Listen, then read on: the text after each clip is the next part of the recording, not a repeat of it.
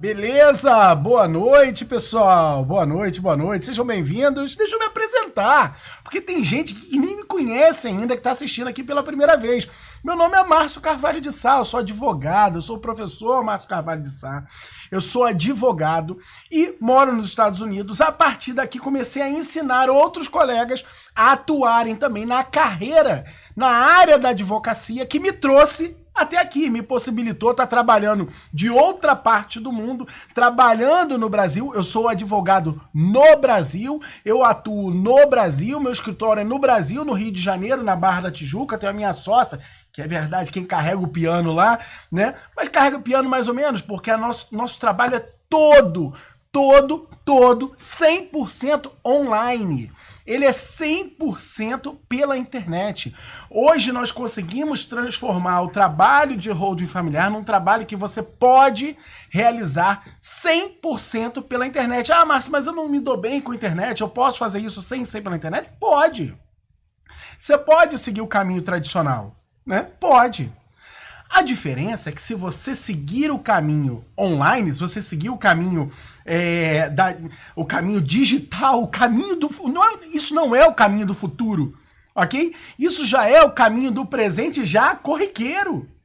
Se você seguir este caminho com as técnicas que você vai aprender aqui, a possibilidade de você ir muito mais além, de você dar um salto de muito mais qualidade na sua carreira, é muito grande.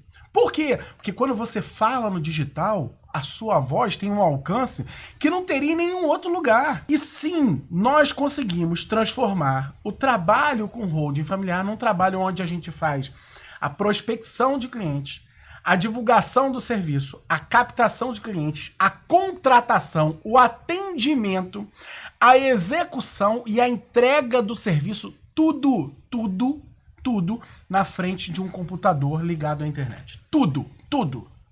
Meus clientes, tanto que eu atendo os clientes, eu estou nos Estados Unidos. Nenhum cliente tem dúvida de que eu estou nos Estados Unidos, né? Eu estou nos Estados Unidos e eu atendo as pessoas daqui. Eu poderia estar em Portugal, eu poderia estar na França, eu poderia estar em Marrocos, eu poderia estar onde eu quisesse. Ok? Eu decidi morar aqui. E daqui eu atendo os clientes porque eu consigo fazer isso pela internet. Ah, Márcio, muito legal. Tem várias pessoas aí oferecendo uns serviços muito bacanas aí pela internet. De advocacia, não. De advocacia, ele é o único serviço de advocacia hoje no Brasil, ainda, lamentavelmente, que você consegue fazer 100% digital. 100%. Ok? Ah, Márcio, mas é bem verdade que os processos são eletrônicos. Sim. Faz o seguinte, ajuiza uma ação e não vai lá despachar a petição inicial para tu ver. Esse é o grande barato. Não depender mais do Poder Judiciário. Nunca mais ter que esperar a sentença de um juiz, e muito menos, sabe o que é pior do que a sentença? A tal da certidão de trânsito em julgado. E sabe o que é pior do que a tal da certidão de trânsito de julgado? O tal do mandado de pagamento. Ô, papai do céu! E aí vão-se anos até chegar nisso. Anos. E você atuar com holding familiar é a possibilidade de nunca mais a sua carreira depender de um mandado de pagamento. Nunca mais. Nunca mais depender dessa morosidade, de arrogância, de dificuldade, de criação de obstáculos para você poder obter resultados na sua vida. Ora, bolas, mas vamos entender isso aqui melhor, tá? Vamos entender melhor. Legal. Muito bom, dá muito resultado, tem essa possibilidade aí de chegar no nível ouro. Possibilidade não, é uma realidade, ok? É uma realidade você alcançar o nível ouro, que é onde chegam os advogados que estão ganhando. É como a gente apelida o grupo de advogados que estão ganhando acima de R$35 mil por mês trabalhando com holding familiar. E por que a gente elegeu R$35 mil por mês? Porque não tem nenhuma outra área no direito que ofereça isso. Aliás, nem no serviço público. Porque para ganhar R$35 mil por mês, só sendo ministro do STF, que é o subsídio do ministro, o maior salário do serviço público brasileiro, esses são os R$35 mil por mês. Ou seja, nenhum concursado vai ganhar isso como subsídio. Pode encher com aquele mundaréu de coisas que torna o que essas pessoas ganham odioso pro resto da sociedade, aí é outra história. Mas eu tô falando de salário, de pagamento, de remuneração pelo seu efetivo trabalho, tá? Então, além de chegar no nível ouro, por quê? Por que essa história de holding familiar? Por que isso tem se tornado esse frisson na advocacia? Olha, a primeira resposta é exatamente essa. Tem se tornado isso tudo por quê? Porque a advocacia não é um esporte, a advocacia não é um clube, a advocacia não é um hobby. Ninguém escolhe a advocacia porque é o seu lazer. Pode sentir prazer ao fazer, mas não por lazer. Isso é um trabalho. Por mais que alguns digam que não deve ser tratado como mercadoria, não pode mercantilizar, o blá blá blá de sempre que a gente escuta, né? O fato é que é um negócio, e é um negócio da vida de muita gente. Só que ele é um negócio que, por natureza, ele é um péssimo negócio. Um péssimo negócio. Pensa bem, cara, uma curva de aprendizado que leva 5 anos para você se habilitar. Aí depois estuda mais para a OAB. Aí depois faz pós-graduação. Uma curva de aprendizado imensa, que leva um montão de dinheiro e um montão de tempo. E quando a pessoa finalmente está preparada, tá aí, ó. A média da remuneração do advogado no Brasil, ela é de pouco menos de R$4.000. Menos de R$4.000. Isso é absurdamente surreal para mim. Quando eu boto isso e falo que R$3.750 é o salário, é um salário de fome, tem gente que briga comigo, você tá louco, isso não é a realidade do país e tudo. Para um advogado é um salário de fome, na minha opinião. Tá errado. Quero te convidar a participar de um movimento junto comigo. Tá? E a gente até brincou, usou a frase de uma colega nossa que trouxe essa frase pra gente recentemente, que foi assim, olha, chega de fazer conta para pagar as contas. Chega de ver o advogado tendo que fazer conta para pagar conta. Isso tá errado. Nós somos senhores das leis, cara. Nós dominamos as normas. E essa é uma profissão que deveria ser como é no mundo inteiro. Sabe? Aplaudida, reverenciada. E no Brasil ela é empobrecida. Chega! Chega! Nós estamos criando um movimento contra essa advocacia empobrecida. Um movimento para te tirar desse rol de pessoas que fazem conta para pagar as contas. Tá errado. Tá errado. E a gente conhece o caminho para isso. O caminho para você nunca mais ter que fazer conta para pagar contas se chama ter uma carreira com resultado. O problema é que o advogado, ele foi formado para atuar dentro do Poder Judiciário. Aliás, a nossa faculdade de Direito, ela não está formando o advogado. Não tá. E a maior prova disso é um exame de ordem que cria um verdadeiro bloqueio de entrada. A nossa faculdade de Direito está formando uma mão de obra que não é especializada em nada, que é o tal do bacharel em Direito. Que não está pronto, não está habilitado para atuar em nada. O que é mentira, porque aqui ele está habilitado para atuar. Porque nós não tratamos com atos privativos de advogado o trabalho com holding familiar. Olha que incrível. Para o bacharel de Direito, muitas vezes, isso é a tábua de salvação. Então, veja, a faculdade de Direito não está formando, não está preparando o advogado. Aí o sujeito se prepara para poder se habilitar para advogar. Quando ele se prepara para se habilita para advogar, quando você enxerga o próprio exame de ordem, o exame de ordem ele fomenta. O exame de ordem fomenta a advocacia judicializada. Fomenta. Por quê? Porque 90% do que é cobrado ali diz respeito à advocacia judicial. Só que existe muito mais na advocacia do que só aquela judicializada. A exemplo do trabalho com holding familiar. O que é o trabalho com holding familiar?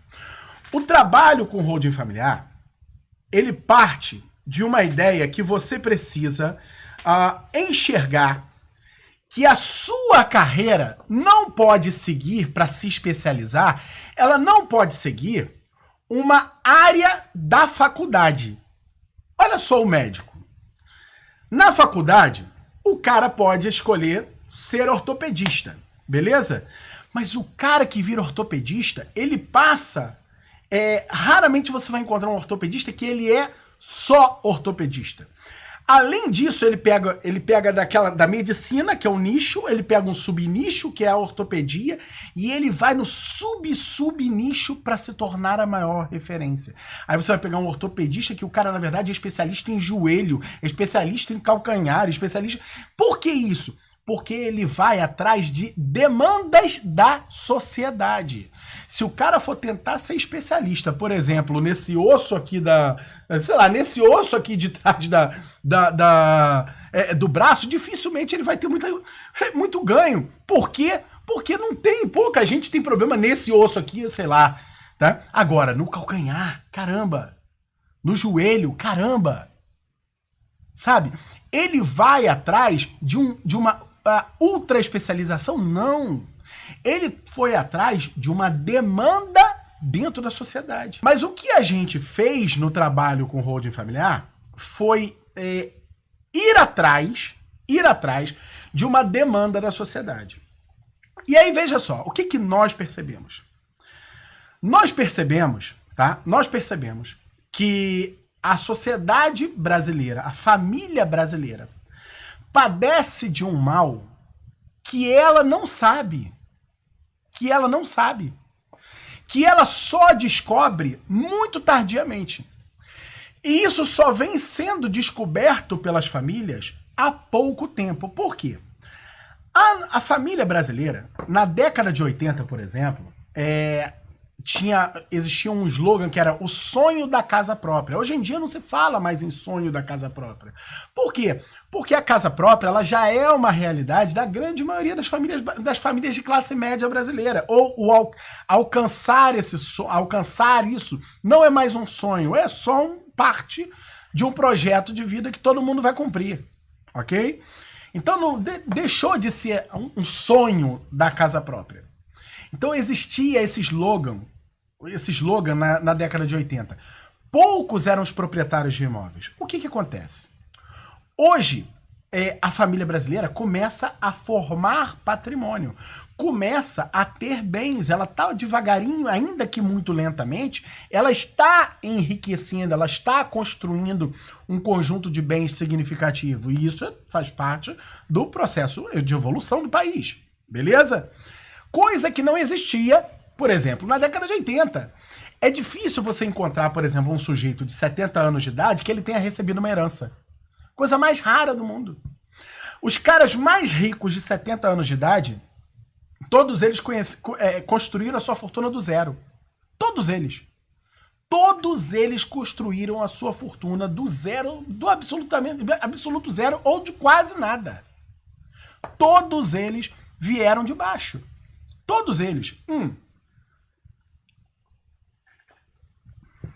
Você não tem, nessa classe mais rica até da sociedade, pessoas que receberam herança. Moral da história, essas pessoas não passaram por um negócio chamado inventário. Elas nunca sentiram o impacto do inventário na sua vida. Nunca sentiram. Agora, veja, quando você baixa dos 70 para os 40 anos, aí você já começa a ter um conjunto de pessoas que já passaram pelo inventário. Provavelmente você ou alguém na sua família já passou por um inventário.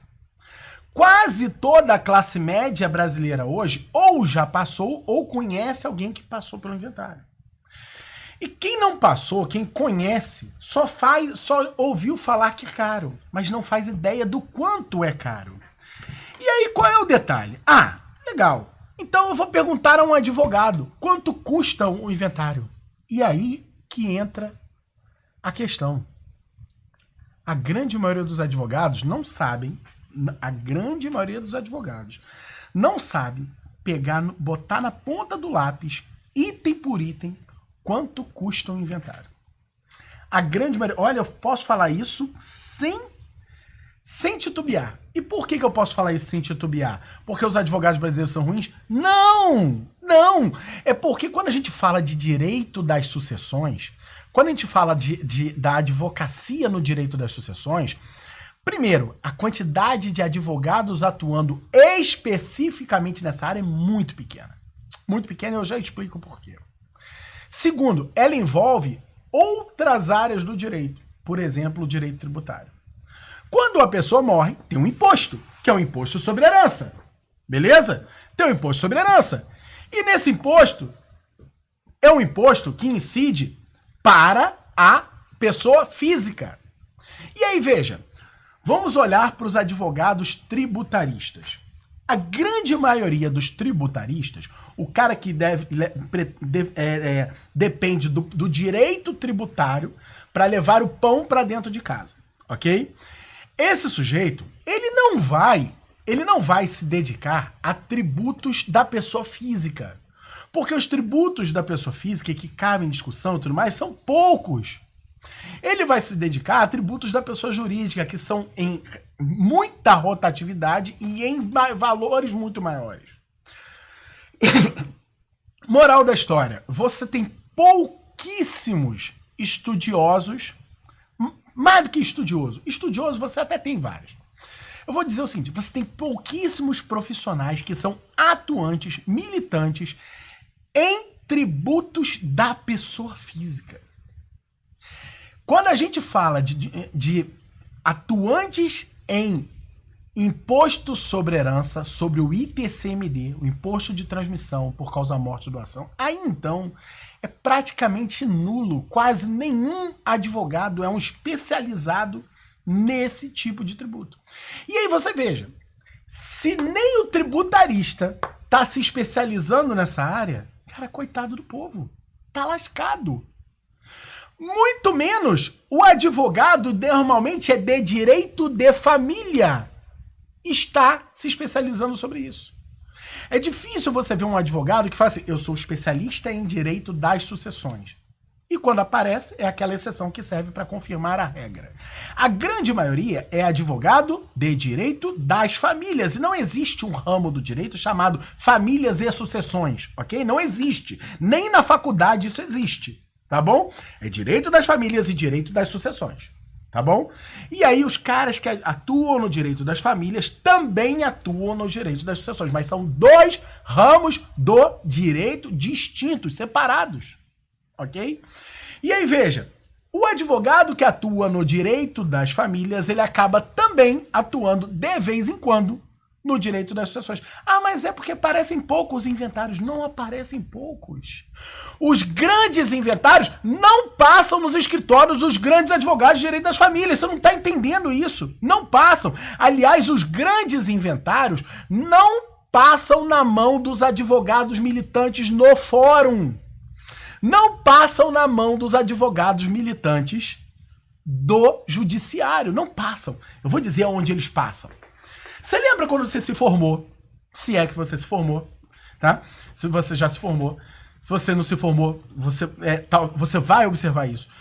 Mas você que já está formado, você que já é formado até há muito mais tempo, você vai lembrar que quando você se formou e decidiu ter a tua atuação no Poder Judiciário, teve um, ou dois, ou vários colegas seus que falam, não, cara, eu não tenho tempo pra isso. Eu não tenho tempo pra ficar esperando na minha vida, eu não dependo disso. Depende desse troço, eu tenho que dar mais giro na minha carreira. Aí o cara fala assim, não, ele já não milita mais tanto nessa advocacia judicial, né? E ele vai montar, por exemplo, uma administradora de bens, uma administradora de imóveis, uma corretora. Muitos advogados vão fazer isso. Muitos, muitos.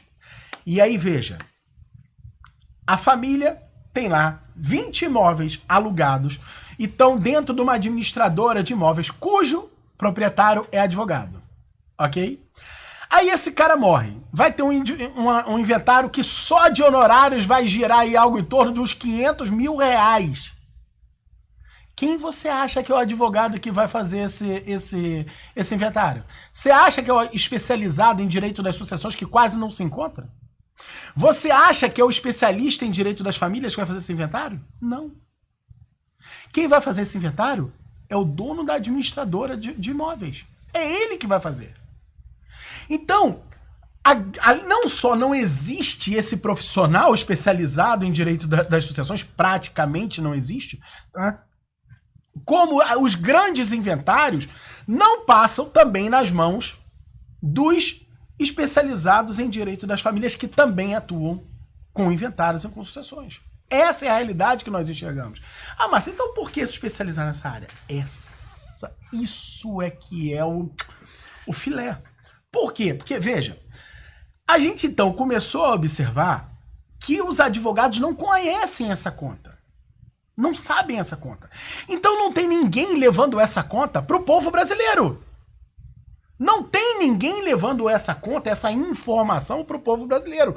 A família brasileira primeiro precisa sentir na carne para ela saber, porque é o seguinte, quando ela não sente na carne, ela vai falar, ih, rapaz, os caras lá gastaram, pô, tem uma família, meu cunhado, não sei quem, meu vizinho, pô, gastou uma grana. Mas essa uma grana, quando é dos outros, é uma grana, não é dor. Quando é seu, quando é redução do seu patrimônio, você sente na carne. Você sente na pele. Então, quando o cara sente na pele, é diferente. Então, a família brasileira começou a sentir na pele essa dor. Mas ainda tem muito pouca gente que sentiu isso na pele. Muito pouca gente. E muita gente vai sentir isso na pele ainda. E para você ter ideia do que eu tô falando, eu vou botar no meu iPad aqui, eu vou fazer uma conta com você. Aqui, ó, assim, ó. Deixa eu botar aqui. Olha só. Eu vou fazer uma conta com você aqui. Vou botar e escrever aqui agora. Quando o cara falece, vamos lá. Vai fazer um inventário, ok? Inventário. Vamos pensar aqui. Eu quero fazer uma conta redonda, tá? Um número redondo. Vamos pensar aqui que esse sujeito deixou um imóvel, vamos falar lá da Barra da Tijuca, no Rio de Janeiro, 2 milhões de reais. Ah, mas eu não conheço imóvel, ninguém que tem imóvel de 2 milhões de reais. Rapaz, você tá viajando. Talvez você conheça muito mais gente que tem, talvez não um, mas 2, 3, 4. Eu vou botar esse valor para dar um valor redondo, tá? Então esse inventário esse inventário vai todo correr com base no valor de mercado. No valor de mercado desse imóvel. 2 milhões de reais, tá? E aí o sujeito vai pagar, vai fazer lá a escritura. Escritura. E ele vai gastar na escritura, sei lá, quanto? Vamos botar aqui uns 6 mil, pode ser? Vamos botar aqui uns 6 mil reais nessa escritura. Ok? E ele vai gastar também com certidões.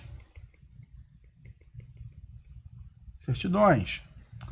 Olha, vamos ser comedidos. Como é um imóvel só que vale 2 milhões, e não são 5 imóveis, vamos botar poucas certidões. Ele vai gastar uns 2 mil reais de certidões. E aí vocês digam no chat aí pra mim, se eu falo assim, você tá viajando com esses valores, tá? Pode falar, tá bom? Diz pra mim aqui se vocês acham que eu tô viajando com esses valores. Ó, pessoal, você que tá assistindo aí pelo celular, esse é o momento que vale a pena você colocar esse troço na televisão ou, na pior das hipóteses, no computador, porque senão fica pequenininha a letra aqui. Então lá, certidões, escritura. Aí o que mais que ele vai gastar? Me ajuda aí você. Ele vai gastar também com o registro de imóveis.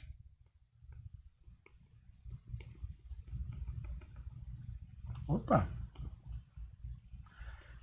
E no registro de imóveis, vamos botar aqui, um imóvel de 2 milhões, vamos botar aqui que ele vai gastar o quê? Uns 8 mil reais de registro de imóveis? Fala pra mim se eu tô viajando, coloca aí no chat, escreve pra mim. Registro de imóveis, 8 mil, tá? E ele vai gastar também com o imposto. No Rio de Janeiro, em cima de um bem de 2 milhões de reais, vai incidir uma alíquota de 8%. 8%. Então, nós estamos falando aí de 2 milhões, deixa eu botar aqui, pegar a cola, 2 milhões vezes 0,08, estamos falando aqui de 160 mil reais. Ok? E ele vai pagar o advogado. E olha só, ele bateu lá na minha porta, lá na porta do meu escritório, e o meu escritório tem uma tabela para isso. Nós cobramos 7% quando ele é amigável e 12% se for litigioso. Beleza? A tabela de honorários mínimos da OAB fala de 3%. Tá? Beleza. Quem quiser que faça lá com um garoto recém-formado, bata 3%. Mas digamos que ele nem bata nem na porta do meu escritório. Que ele vai encontrar o mais baratinho e vai fazer por 5%. Né? Estamos falando aqui de mais 100 mil reais só de honorários. Moral da história, vamos somar? 100 mais 160 mais 8, mais 2, mais 6.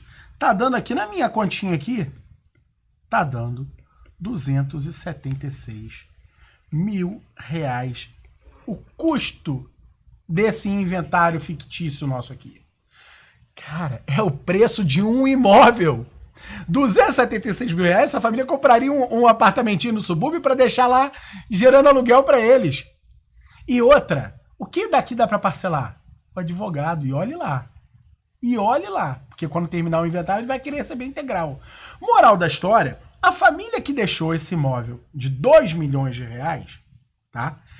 Ela não tem quase R$ 300 mil para pagar da noite pro dia. Não tem, é o filho. Ele mora no imóvel com o pai, ele não tem 300 pau para sacar no banco e ir lá e pagar as despesas do inventário. O que esse filho vai ter que fazer? Vai ter que vender o imóvel. Ele vai ter que vender. E quando você vende no inventário, tem um problema. Por quê? Porque você sempre vai vender com deságio. Você sempre vai vender mais barato. Por quê? Porque você vai vender e não vai poder entregar. Porque você mora lá. Então, para vender, primeiro você vai ter que terminar o inventário. Márcio, mas o inventário é em cartório, é rapidinho. Quem disse que é rapidinho? E se alguém tiver uma dívida? E se tiver alguma pendência? Então, quem compra para não morar, para não entrar, para não pegar a chave, e ainda tendo que dar um sinal alto, né? Porque qual é o sinal que ele vai dar aqui, ó? Olha o sinal que ele vai dar. R$ 276.000. Para dar um sinal desse, é um investidor. Moral da história, ele vai pagar um deságio. Normalmente no mercado, como eu estou falando de imóvel urbano, estamos falando aí de em torno de 20%. Se for rural, meu amigo, aí o deságio é muito maior. Muito maior.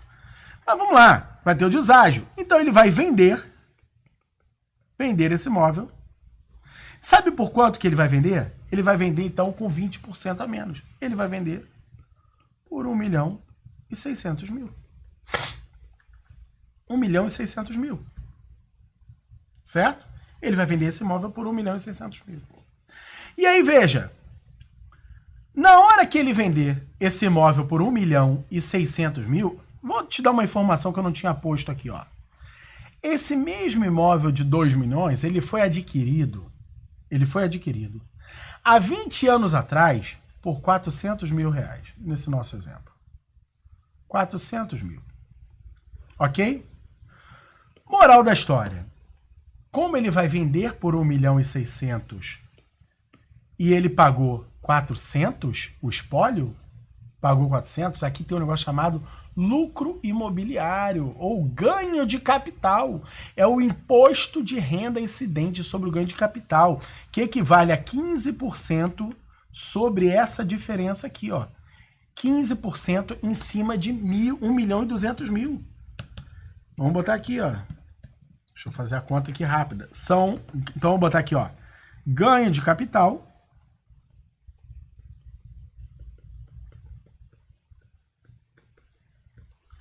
Então, nós estamos falando aqui de mais R$ 180.000. Ou seja, vamos somar, vamos pegar o saldo no bolso do herdeiro.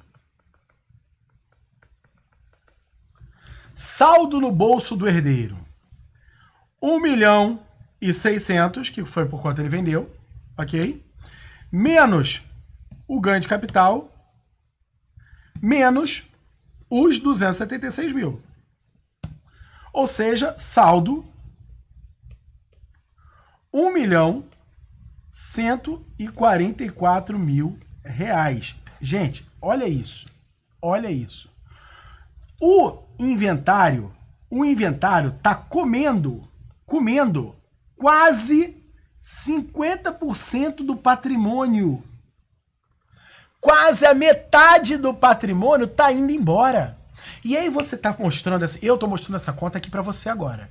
Agora imagina você na frente de um possível cliente, um sujeito que tenha duas coisas: um bem de R$ 2 milhões Ele pode ter um bem de 300 mil. Essa conta vai valer para qualquer valor. Tá? Ih, acho que caiu aqui meu iPad. Não, voltou. Né? Foi. Então, você imagina, você está fazendo essa conta aqui para um sujeito que tem um imóvel de 2 milhões de reais, beleza? Tem um filho, pelo menos um filho.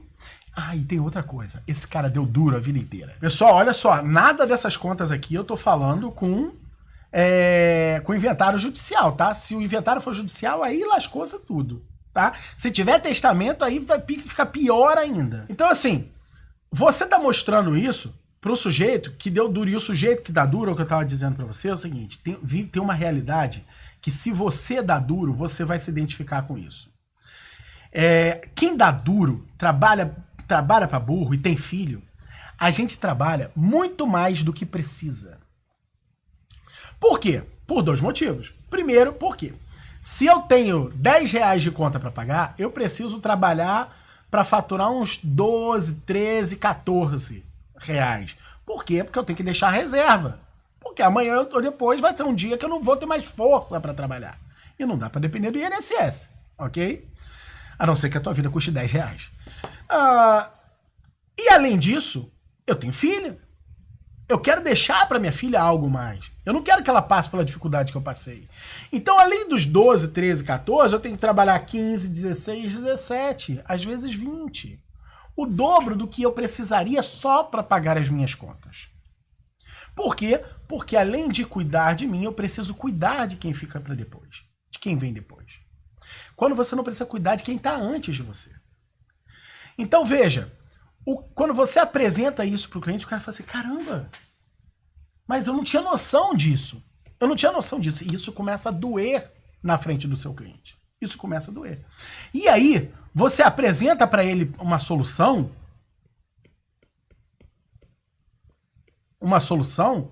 que é a holding familiar, que vai custar para essa família aqui, de custo total de implementação, vamos dizer que custe para ele uns 40 mil reais. Ok? Uns 40 mil reais. E mais.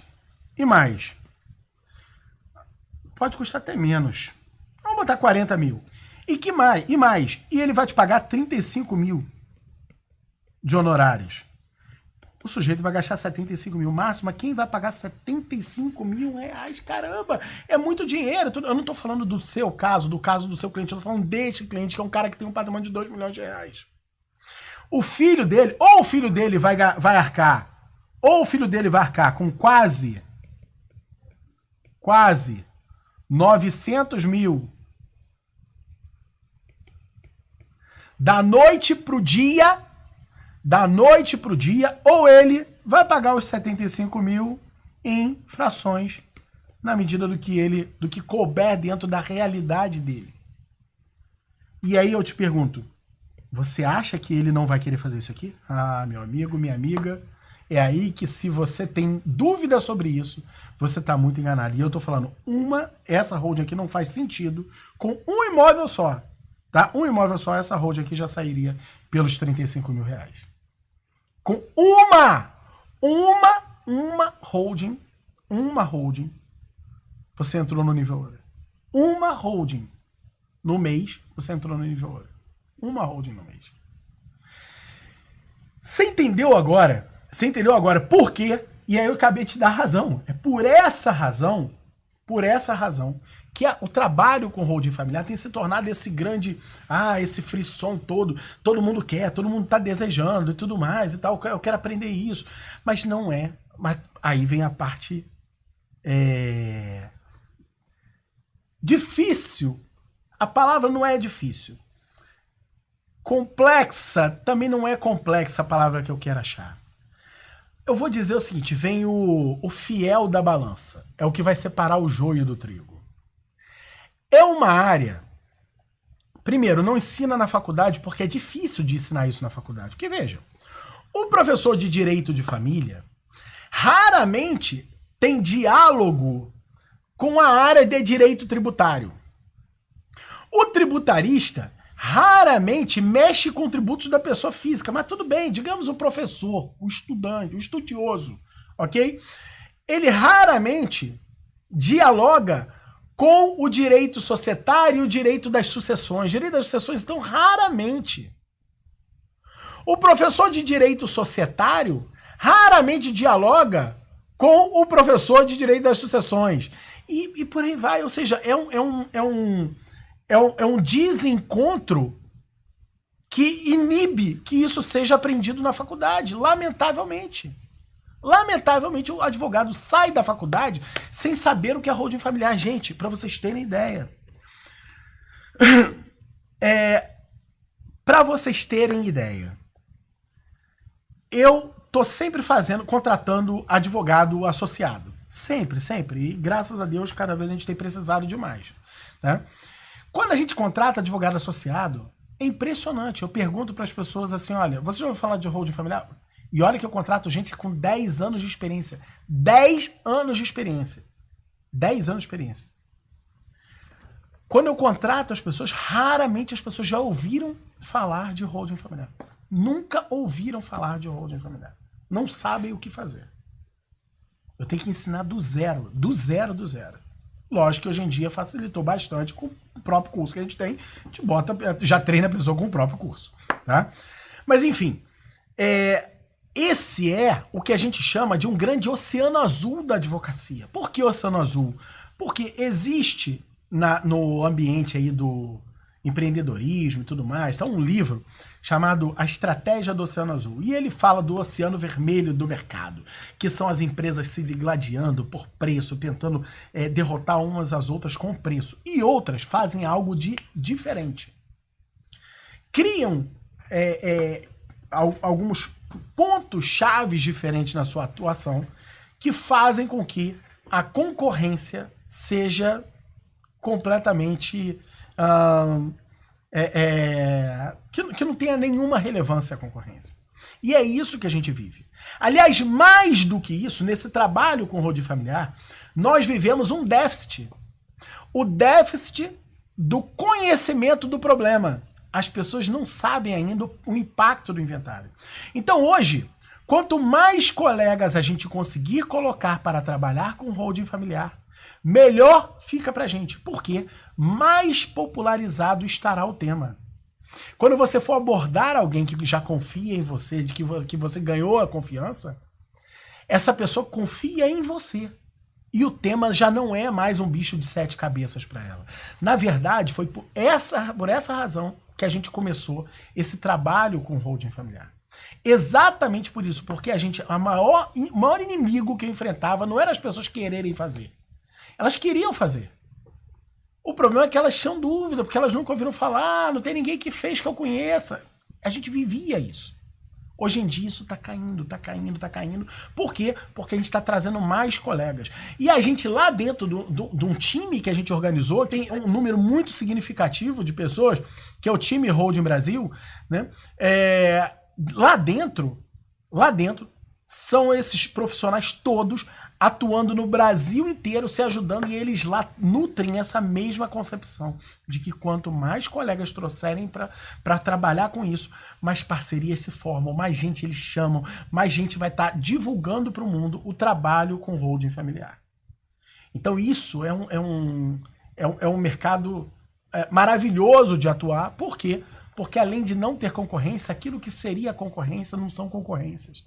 Não são concorrentes, são parceiros que você tem, que vão estar de alguma forma te ajudando também. Para a gente poder finalizar aqui esse trecho final, essa última parte aqui da nossa aula, eu quero dizer para vocês o seguinte: olha, Márcio, ficou uma ponta solta aqui. Você falou que resolve isso com uma holding, mas como é que é isso, resolver isso com uma holding? Como é que impede o inventário com uma holding? Vamos lá. O que é a holding? O que a gente faz é utilizar a mesma estrutura que a gente utiliza para as grandes corporações brasileiras. Para as grandes. Você imagina as grandes sociedades brasileiras. E aí eu estou falando das grandes SAs de capital aberto no Brasil e algumas enormes também de capital fechado. Mas pegar aquela organização societária que não está ao alcance da grande maioria das empresas. Não está. Primeiro porque o instrumento normativo é diferente, é a lei de SAs, né? E utilizar essa concepção, tá, para poder colocar a serviço da organização do patrimônio da família brasileira. Tá, mas como que é isso, Márcio? Então vamos lá. Acompanha comigo aqui uma coisa. Quando a gente... Eu acho que eu vou botar na tela aqui para você. Deixa eu botar na tela para você e depois o pessoal coloca lá lá lá na apostila, tá? Vamos lá. Se você pensar bem, lá tá no livro 2, tá? No livro 2 do Código Civil Brasileiro é o que trata lá do direito de empresa, tá? E é logo no artigo 966, tá? Ele começa dizendo que empresário é aquela pessoa que exerce... Eu vou botar na tela. Deixa eu botar na tela o 966 aqui do Código Civil. Deixa eu botar aqui junto com você, ó. Não nem preparei nada, não. Vou botar direto aqui. Opa. Vamos lá. Vamos lá. Aproveitar e dividir com você. Como que eu pesquiso? Ó. CC Planalto. Ok? Tá lá. Compilado. Beleza. Vamos pegar o artigo 966. Considera-se empresário quem exerce profissionalmente. Então, primeiro requisito, que seja uma atuação profissional. Atividade econômica, segundo requisito, e organizada para a produção ou circulação de bens ou de serviços. Tá? Então, vamos distribuir isso aqui. Vamos lá. Deixa eu botar aqui no Word aqui para vocês e vou compartilhar com vocês o Word, então. Vamos botar assim, ó. Espera aí. Opa. Não. Agora sim. Vamos lá. Considera-se empresário quem exerce... Vamos botar aqui, vamos parte que nos interessa. Profissionalmente, ok? Profissionalmente. Atividade econômica e organizada para a produção ou circulação de bens e serviços. Tá? Então, dividindo aqui em três tópicos. Tá? Veja, por que eu estou fazendo isso? Sabe aquele linguajar corriqueiro de dizer que dono de empresa é empresário? Não é verdade. Não é verdade. Por quê? Porque a lei brasileira diz quem é empresário. Então, falando assim, o cara ele tem lá tantas cotas do capital social de uma empresa, então ele é empresário. Não, ele não é empresário na forma da lei. Ok? Segundo a lei, ele não é empresário. Empresário é a própria sociedade. Por que é a própria sociedade? É a própria sociedade da qual ele faz parte. Ela que é empresária e não ele. Porque o empresário é quem exerce profissionalmente a atividade. Que atividade? Qualquer uma? Não, uma atividade econômica. Ok? Então, segundo a lei brasileira, empresária é a sociedade que organiza o negócio e não o sócio. E daqui a gente pode tirar uma primeira conclusão. Que conclusão é essa? A mera participação de uma sociedade não é uma atividade econômica. Ou seja, ser sócio de uma empresa não é uma atividade econômica. E, lógico, menos ainda é uma atividade empresária. A atividade empresária é aquela que é o objeto da empresa. Ok? Ela que vai ser a atividade econômica exercida pela sociedade. Por outro lado, e aí a gente vai encontrar no artigo 981, tá, do Código Civil, eu vou botar aqui na tela novamente para você. Deixa eu botar aqui. Vamos lá para o 981. Deixa eu botar aqui procurando, fica mais fácil. 981. Vamos lá. Tá aqui, ó. celebram contrato. Vamos lá. Celebram contrato de sociedade as pessoas que reciprocamente se obrigam a contribuir com bens ou serviços para o exercício da atividade econômica e a partilha entre si dos resultados. Respira, respira, tá? Vamos lá. Vou levar lá pro editor de texto. Vou destrinchar igual eu destrinchei o outro. Vamos lá. Opa, deixa eu botar de uma maneira melhor. Tá aqui, beleza. Então vamos lá. Celebram contrato de sociedade. Então vamos lá. Quem celebra contrato de sociedade? Pessoas. Ok? Pessoas celebram contrato de sociedade. Tá? Por que eu estou separando pessoas? Primeira dúvida que eu vou te tirar.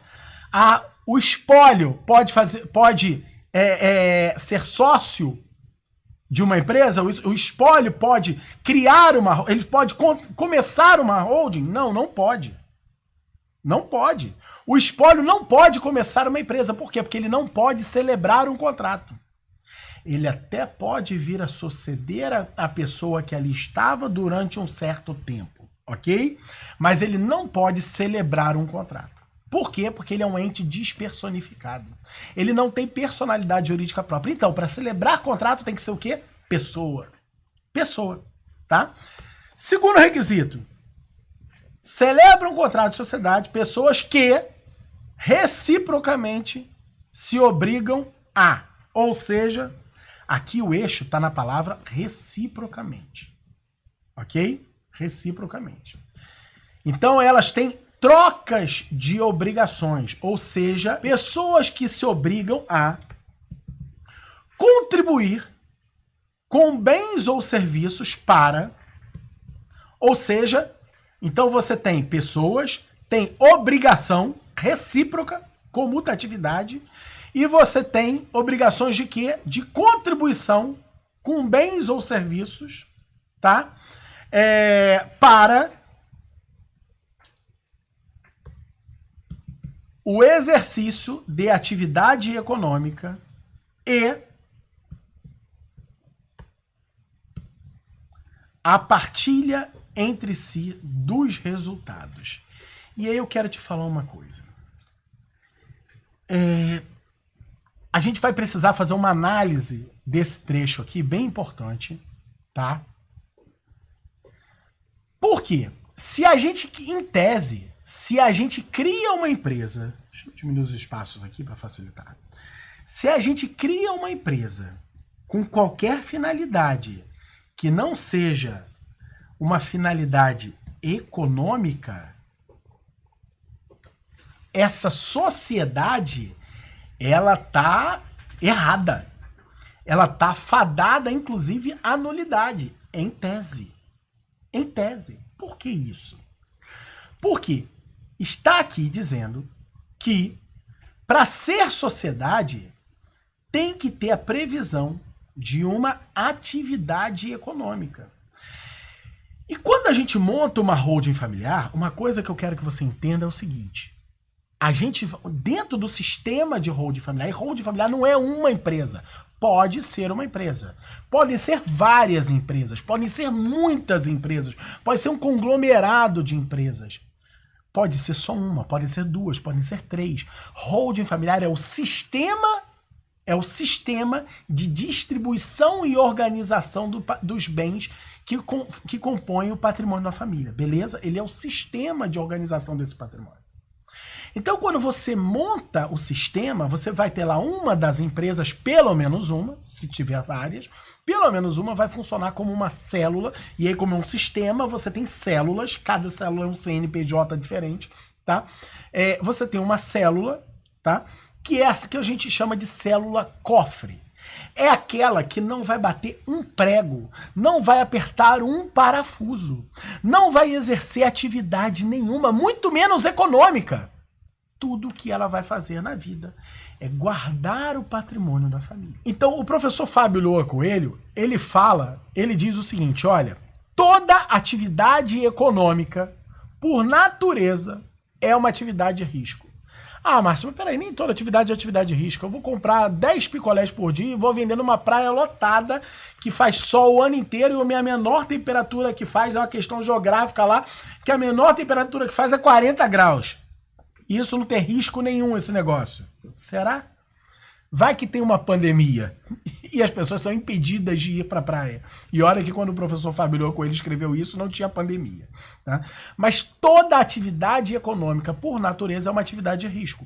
E como você vai organizar o patrimônio da família, uma coisa que você precisa ter muito claro a partir de agora é o seguinte: você tem que oferecer para essa família risco zero. Risco zero. Ah, não existe risco zero. Sim, existe risco zero. Se não tiver risco zero, não pega e não faz. O que a gente fala é 110% de proteção para o seu cliente. Por que é 110? O que a gente fala que é 110? Eu comparo muito com a medicina, né? Às vezes o médico, o cara precisa fazer repouso durante 10 dias, o médico manda fazer 11. Porque sabe que o cara vai fazer 9. Se ele mandar fazer 11, o cara faz 10. Entendeu? Então o médico dá 110% de orientação porque ele sabe que o sujeito faz 90%. Então é um pouco por aí. Então a gente procura dar 110% de proteção, além do que a gente acha que o cliente realmente precisa. Por quê? Porque pode mudar uma lei, pode ter uma diversidade e tudo mais, então você tem que dar 110% de proteção naquilo que ele precisa. 110%. E veja, quando você lida com o patrimônio das pessoas, você tem que ter isso muito claro, porque não é com uma certidão de registro de imóveis que você está lidando. Não é com uma escritura que você está lidando. É com cada gota de suor que escorreu da cabeça, da testa da família a vida inteira.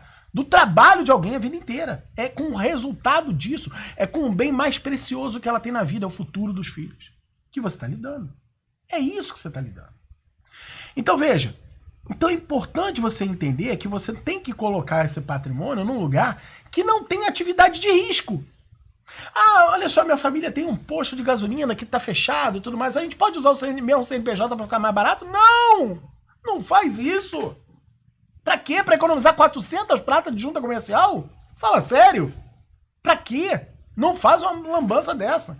Aí tem lá não sei quanto de passivo trabalhista que ficou pra trás, na época não tinha como pagar e tudo mais, agora os caras descobriram que a empresa tá lotada de bens. Não faça isso. Então, busque fazer essa empresa nascer, ok? Limpinha, bonitinha. E ela não vai realizar nada. Ah, Márcio, mas como é que pode ter uma sociedade que não realiza nada, tá? Se você disse que tem que ter atividade econômica, tá aqui, ó. Tem que ter atividade econômica. Se não tiver atividade econômica, não tem sociedade. No entanto, apesar do artigo 170 da Constituição, o artigo 170, ele diz o seguinte, olha, a ordem econômica, ela é fundada, eu vou ler para vocês, a ordem econômica é fundada na valorização do trabalho humano e na livre iniciativa. É porque é esse o trecho que interessa. O que significa dizer que a ordem econômica é fundada na livre iniciativa? Significa dizer que você não precisa ter lei autorizando que nenhuma atividade econômica aconteça. Ah, eu estou interessado em fabricar copo. Eu não sei se a lei me autoriza a fabricar copo, porque não tem nenhum copo no mundo. Será que eu posso fabricar isso? Não, você pode. Você não precisa ter uma lei te autorizando a fazer algo. Ok? Você não precisa ter uma lei para te autorizar a fazer qualquer atividade econômica. Ela é fundada na livre iniciativa. Ok? E isso até uma redundância, porque já estaria previsto lá no artigo 5º, inciso 2 da Constituição, que fala que ninguém é obrigado a fazer ou deixar de fazer nada, senão em virtude de lei. Beleza? Mas ainda assim, é a livre iniciativa. Porém, quando a gente fala de fazer uma empresa que não exerce atividade econômica nenhuma, a gente tem um problema. Por quê? É um requisito de validade da sociedade ter uma atividade econômica. E é um requisito de validade do negócio jurídico que constitui a sociedade a especificação do objeto dela. E o objeto tem que ser uma atividade econômica. Ora, bolas, como é que a gente faz isso? E aí que tá. E é aí que vem a nossa autorização normativa, que veio na Lei de Sociedades Anônimas. E veja, gente, essa lei existe desde 1976. Mas a questão é, cara, como é que pode uma lei que agora tem 45 anos de idade, não vai você dizer que tá velha essa lei, porque ela tá na flor da idade, ok? Mesmo que ela não tivesse nascido em dezembro, tivesse nascido em outubro desse ano, tá ok? Ela estaria na flor da idade, percebam, tá? Então quem nasceu em 1976 e está na flor da idade, está com saúde para dar e vender, né? Então, está muito bem que nasceu em 1976, mas também não é uma lei tão novinha assim, não é uma lei adolescente, né? Por que que apesar de ter vindo para o ordenamento jurídico em 1976, vou colocar aqui para vocês, a lei de SAs, cadê? Vamos botar aqui de novo a lei. Cadê? Vou botar aqui, vou puxar aqui, vou botar outra guia. Lei de SAs, Planalto. Tá aqui. Vamos lá no artigo 2º, parágrafo 3º. Aqui, ó. Artigo 2º trata do objeto social da companhia, da lei de SAs. O parágrafo 3º, ele fala assim, ó. A companhia pode ter por objeto, olha isso, participar de outras sociedades. Márcio, você acabou de falar que... Olha só, Márcio, você acabou de falar que participar de outra sociedade não é atividade econômica. Mas veio uma lei e disse que um determinado tipo societário, que são as companhias, companhias é sinônimo de sociedade por ações, ou seja, SA e comandita por ações. Fica comigo. Então eu falei para você que não podia ter isso, mas veio uma lei e criou a participação em outra sociedade como sendo uma atividade econômica fictícia. É isso. É uma ficção. Então você pode criar uma sociedade cujo objeto seja simplesmente participação em outras sociedades. Este seja o interesse social dela. Participar de outra sociedade. E outra, ela precisa estar prevista nos atos constitutivos? Não. Tá lá, ó, ainda que não prevista nos atos constitutivos. Ah, Márcio, mas lá no direito tributário tem um negócio, pô, a gente vai fazer isso com o intuito de economizar tributo.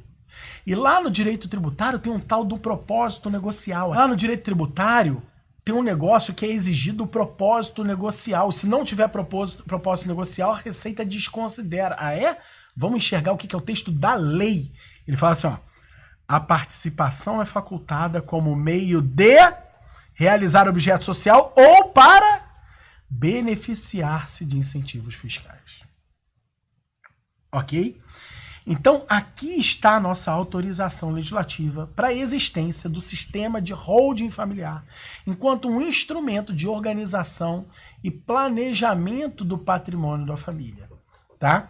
Então, com isso, é a partir desta ideia que a gente utiliza esta forma de organização societária. Deixa eu voltar aqui para a câmera. Ali.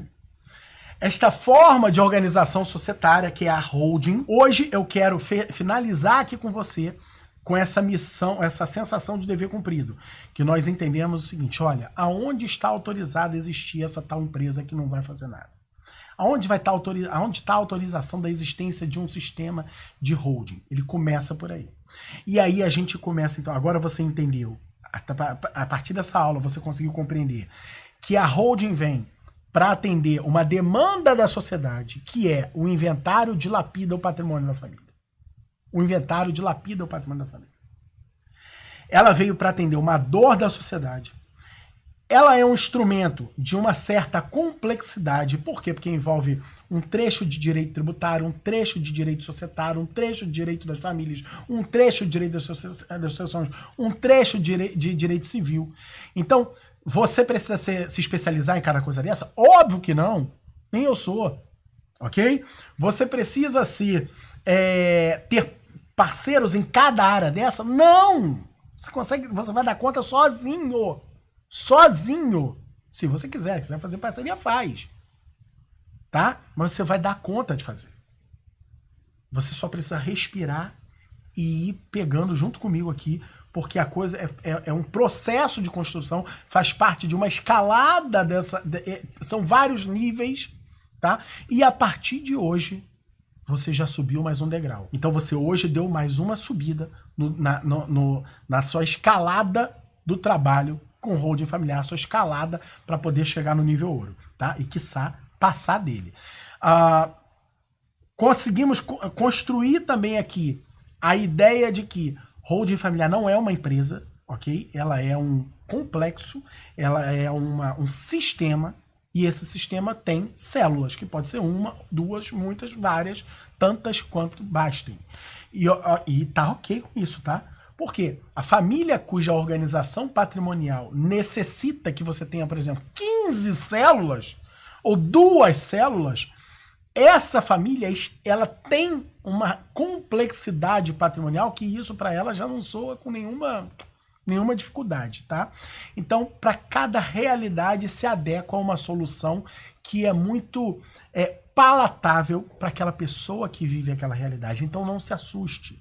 Por quê? Porque o seu cliente não vai se assustar com o que você vai propor para ele. Então, eu não descanso enquanto não te ajudar a chegar no nível ouro. Ó, um beijo no seu coração, fique com Deus, é mais. Tchau, tchau.